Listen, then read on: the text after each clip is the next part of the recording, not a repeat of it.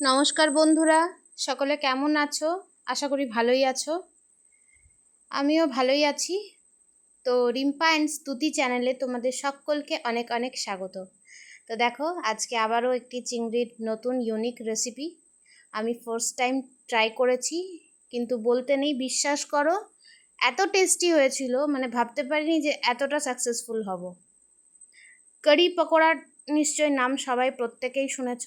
তো আজকে আমি কারি পকোড়াই বানিয়েছি, বাট একটু ইউনিকভাবে, চিংড়ি মাছ ইউজ করে। কি করে জানতে হলে পুরো ভিডিওটা অবশ্যই তোমাদের ভালো করে দেখতে হবে। তো দেখো, চিংড়ি মাছটা ভালো করে ধুয়ে নিয়ে প্রথমে নুন হলুদ মাখিয়ে রেখে দিয়েছিলাম। তারপরে ফ্রাইং প্যান চাপিয়ে দিয়েছিলাম, গ্যাসের ফ্লেমটা অন করে। এরপর ওতে সর্ষের তেল দিয়ে সর্ষের তেলটা ভালো করে গরম করলাম। তারপর চিংড়ি মাছগুলো দিয়ে দিয়েছিলাম। চিংড়ি মাছগুলো দিয়ে দেওয়ার পরে ভালো করে যথারীতি যেভাবে হয় ভালো করে ভেজে টেজে নিয়ে এটাকে সাইডে কিছুক্ষণের জন্য ঠান্ডা হতে রেখে দেব। তো দেখো, ভালো করে কড়া করে বেশ একটু লাল লাল করে ভেজে নিয়েছি। কুচো চিংড়ি ছিল, এটা দেখেই বুঝতে পারছো। আর এবার চলো দেখে নিই কী নিচ্ছি। এটা হচ্ছে মসুর ডাল বাটা, একটুখানি ভিজিয়ে রেখেছিলাম থেকে পৌনে কিছুক্ষণ। 1 ঘন্টা মতন, কারণ মুসুর ডাল ভিজতে তো বেশিক্ষণ লাগে না। আর দেখো, দিয়ে মিক্সিতে পেস্ট করে নিয়েছিলাম। আর তারপরে এই যে দেখো এখন দিচ্ছি, এটা হচ্ছে ওই চিংড়ি মাছ যেটা ভেজেছিলাম সেটার অর্ধেকটা দিয়েছিলাম। ওই সেদিন লাউ চিংড়ি করেছিলাম, সেটা তো তোমরা দেখেছো আশা করি।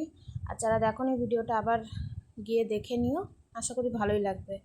তো আর বাকি অর্ধেকটা পেস্ট করে নিয়েছিলাম, সেটাই এর মধ্যে দিয়ে দিলাম। এবং এরপর একে একে হলুদ গুঁড়ো, লঙ্কা গুঁড়ো, সামান্য একটু ধনে গুঁড়ো, জিরে গুঁড়ো আর পরিমাণ মতন লবণ আর মিষ্টি দিয়ে দিয়েছিলাম।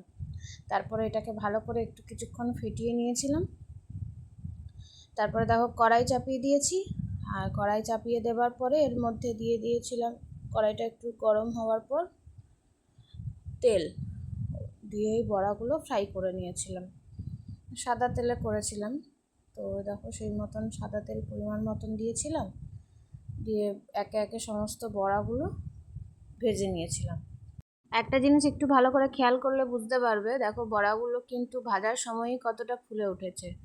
তাহলে ভাবো কারিটাতে যখন দিয়েছি কতটা ফুলেছিল, সেটা তো তোমাদেরকে দেখাবোই। তো চলো দেখি।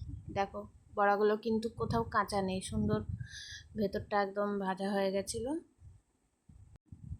তো চলো এবার দেখে নিই নেক্সট প্রিপারেশনটা। তো তার জন্য দেখো, ফ্রিজ থেকে টক দই বার করে নিলাম। তো এবার টক দইটা বেশ কিছুটা পরিমাণ দেবো। তোমরা যেরকম মানে টকটা চাইবে সেরকমই দেবে।